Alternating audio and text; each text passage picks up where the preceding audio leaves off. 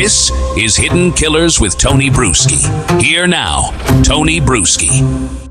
Some of the stuff that it looks like they're going to be revealing on Dateline, a lot of things that we have been talking about, a lot of things we've been suspecting. Those texts are going to be interesting. I think it's going to just show more awkwardness that we've seen. But what I'm really curious about is the images that are on his phone, and we've been talking for a while. What are we going to find here? Are we going to find pictures of the girls? Are we going to find pictures of people in that house? Are we going to find pictures of people related to that house? According to the preview we just saw, there's pictures in there of people that are at least in the circle of friends of the individuals that were murdered on that King Road house.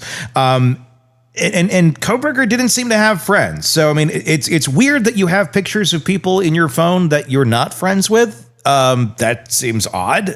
So I'm curious about these pictures. I'm wondering, are these pictures he took, like at a party, just kind of awkwardly like walking, smile. He just keeps walking around.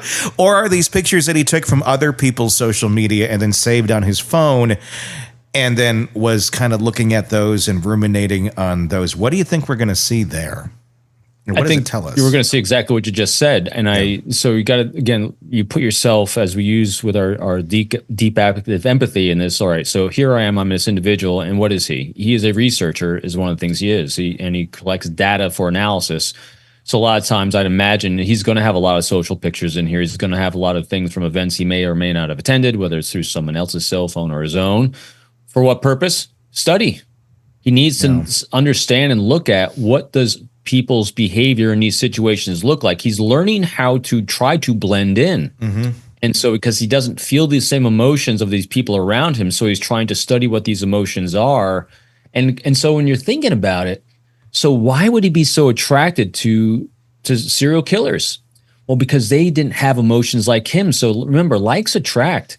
And so if you're trying to blend into a group at a pool party that he attended, and you just don't feel like you can fit in because you don't have that same emotion of joy, of enjoyment, of celebration, of levity, of smiling with everyone around you, you feel out of place. And so where is he going to feel more in place? Well, and more in place with psychopaths and killers, because they don't have that. So there's kind of a natural law of attraction going on here. But I think it's part of his study of he's going to be very clinical about how he selected the place. I think the people he chose were part of the place he chose. Again, we'll see when the trial comes out. But I think regardless if it's him or not, I believe this house was chosen because of its atmosphere of fluidity of people in and out. That it's easier to feel safe to do what he was going to do in this place rather than anywhere else he studied that he could do it. And unfortunately, it was these 4 young lives that were lost because of it. I do not, because they haven't tied it yet, and we'll see during the trial. I don't think there's going to be a massive tie to the people as much as it's going to be to the place, because he stalked out the place, not the people, potentially. So we'll see. And the idea. I think he stalked out the idea as well, not just the place. The concept of this. Whoever... He was using weird ways of describing himself, like blobs of flesh or meat suits or something. It was something bizarre in those early writings that we saw. And in no way am I trying to be disrespectful to the victims, but it's almost as if he saw them as that. They were just I mean, as dehumanizing as you could be to call someone like a meat suit. And I don't remember if that's exactly what his term was, but it was something along that line. That's and you said a key word, Tony, dehumanizing. He's actually you'd have to humanize before you could dehumanize. He hasn't humanized anyone. Yeah, if these people are meat suits to him. Yeah. And he sees himself as a meat suit as well. He doesn't have this great sense of self from everything we've seen from his postings earlier about himself. I think he's living in a trauma psychological world of just broken brain, and this was the result of what you got. You want to hear some of the searches? Yeah. So, weeks before the killings and after the killings, he was searching serial killer Ted Bundy. Pornography is mixed in there, along with the words forced, passed out, drugged, and sleeping. Thoughts? Yeah, I think is all Par for the part of his course. targeting. All part of his targeting, all part of his research to do what he wanted to execute. Yeah. You know, like what the types of victims he wants to target, the places that he's going to target, what condition, you know, to try to target people. And remember, he wants to, people like this, you know, just like a wolf, you know, running down a moose. You're not going for the healthiest thing out there. You're going for what you can subdue and take advantage of the easiest and survive and get away with it. Yeah. And so, and this is not victim blaming whatsoever. No. This is location, 100% location and state of being, late at night, early in the morning. That's why we've seen the car circle multiple times. They're looking for what's most optimal. This was not, in my opinion, my conjecture, this was not him getting up his courage. This was him working the safest timing for his success. And so there's a big difference, you know, and so people like this don't have to work up courage. Courage requires you to have empathy. Yeah. Yeah. This was him, like a wolf doesn't have to work up its courage to take down a deer. It has to work up the right timing to do it, so it's going to be less injured. It has to know when to do it, and it has to study its prey, and it has to, that's why people are stalked. That was a stalking that was going on of a prey. And it had nothing to do with personalization, I don't think. I don't think it had anything to do with him getting up courage. Again, we as human beings try to establish patterns that are recognizable to us. That's why analyzing and thinking about people that are high on psychopathy is very, very challenging for us. Again, I was reminded of this routinely by my psychs on my team when we're doing a case assessment, if we actually were dealing with a psychopath, because we want to keep assigning things that make sense to us onto them. And you cannot. It is pure animal predator. That is it. That's why I keep referring back to wolf. Would a wolf do this? No.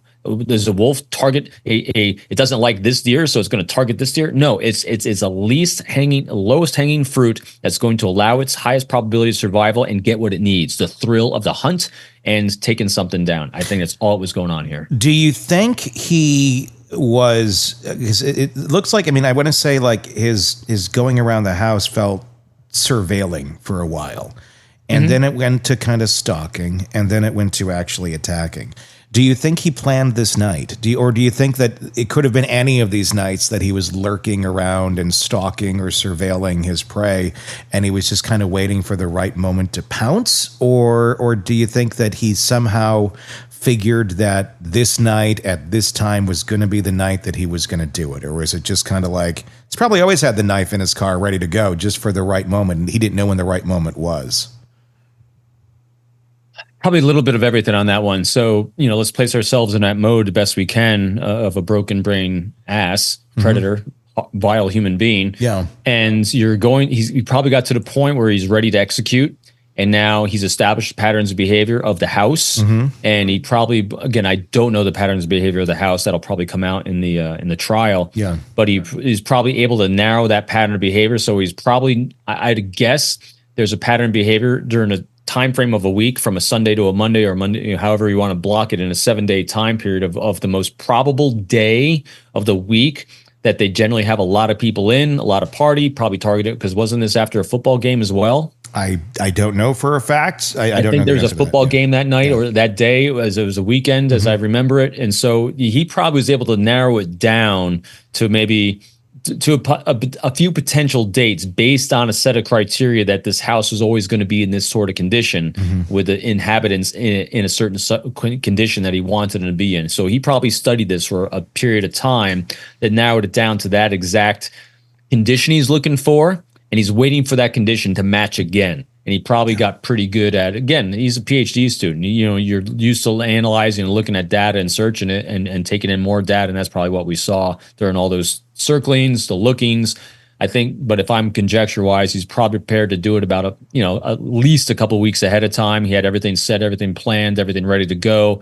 Now he's just analyzing the most likely point of success for that to happen. And he probably narrowed it down to the night in question. It's going to be very fascinating. If you're watching it already after it airs, then go watch it. It's interesting. Dateline. Yeah. The episode airing on the 9th of May, 2025. It's going to be good. Craving non-stop true crime updates? Press subscribe now. and get the latest cases, analysis, and expert commentary delivered straight to your feed, only from the Hidden Killers podcast and True Crime Today.